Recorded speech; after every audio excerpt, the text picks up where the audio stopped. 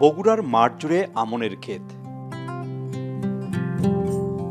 সবুজের সমারোহে জড়িয়ে আছে কৃষকের অক্লান্ত পরিশ্রম ও সমৃদ্ধির স্বপ্ন। তবে উৎপাদনে বাড়তি খরচ তাদের বাড়তি চিন্তার কারণ। প্রতি বছরই বাড়ছে সার, বীজ, কীটনাশক সহ সেচের দাম। শ্রমিক সংকট হচ্ছে তীব্র। সব মিলিয়ে বাড়তি বিনিয়োগের ঝুঁকি নিয়েই মাঠে নামতে হয় তাদের। টিএসপি সার নেওয়ার গেলে 1750 টাকা বস্তা, ইউরিয়া 1350, পটাশ আপনার 1150। আগেরকার খরচের তুলনায় এখন অনেক বেশি, কারণ আগে একটা ম্যানকোজিপ 1 কেজির দাম ছিল 300 টাকা, এখন আপনার সেই ম্যানকোজিপ দাম নিচ্ছে আপনার 700 টাকা। আবহাওয়া অনুপযোগী হয়ে পড়ছে, আবাদ করা খুব কষ্টদায়ক হয়েছে। এর থেকে মানে কৃষকের দেখা যায় দাম অনেক, কিন্তু কৃষক লাভবান হতে পারছে না। কখনো কখনো কৃষি পণ্যের দাম কিছুটা বাড়লেও সে লাভের গুড় খায় পিঁপড়ায়। উৎপাদনের পরপরই টানাপোড়েনে ফসল বিক্রি করে চলে নুন আনতে পান্তা ফুরানো সংসার। ফলে মৌসুমের মাঝ বরাবর কৃষিপণ্যের পুরোটাই চলে যায় সিন্ডিকেট ব্যবসায়ীদের হাতে। বাড়তি লাভের অঙ্ক ঢোকে তাদের পকেটে। এতে প্রয়োজনীয় পুষ্টির যোগানে বিপাকে পড়েন প্রান্তিক কৃষক সহ নিম্ন আয়ের মানুষ। কামাই করে হয়তো আমি দিনে 500, আমার ফ্যামিলিতে খায় 5 জন, কিন্তু এই টাকাটা আমার হয় না। বাজারে গেলে শুধু বাজার কেনার পর আমি চাল কিনতে পারি না। এই কামাই করে এত খরচ করে চলান যাচ্ছে না। চাউল ডাউল দাম বেশি, তয় তরকারি কেনা যাচ্ছে না। চালের দামটা অনেক বেশি, মানুষের ক্রয় ক্ষমতার ঊর্ধ্বে। সবজির দামটা মোটামুটি সবেরই বেশি, খালি আলুর দামটা কম।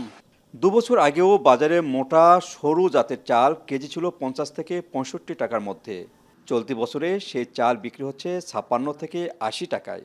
অতিরিক্ত বাজার দরে মাছ, মাংস, ফলমূল সহ অনেক পুষ্টি সমৃদ্ধ খাদ্য বাদ পড়ছে দৈনন্দিন খাবার তালিকা থেকে।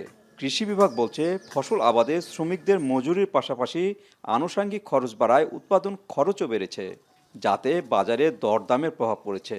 তবে কৃষিতে যান্ত্রিকীকরণ, ভর্তুকি, মৌসুমি শস্যে ঋণ প্রদানের মাধ্যমে উৎপাদন বাড়ানো সহ সঠিক সংরক্ষণ ব্যবস্থা গড়ে তোলা প্রয়োজন বলে মনে করছেন কৃষি অর্থনীতিবিদরা। প্রতি বছরে কিছু না কিছু শ্রমিক খরচ বাড়ছে, এটা আমাদের উৎপাদনের সাথে যোগ হচ্ছে।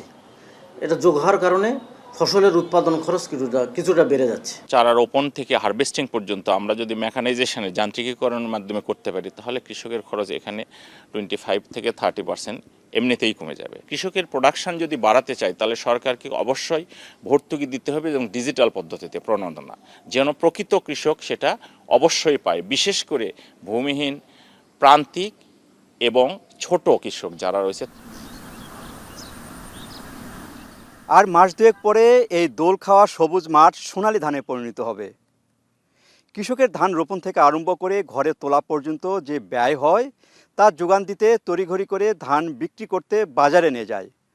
আর একটি সিন্ডিকেট তখন কৃষকদের কম দামে ধান বিক্রি করতে বাধ্য করে।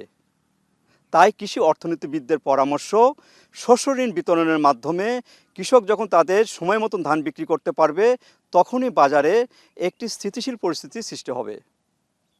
বগুড়া শাহজাহানপুর থেকে মাজিদুর রহমান, এখন।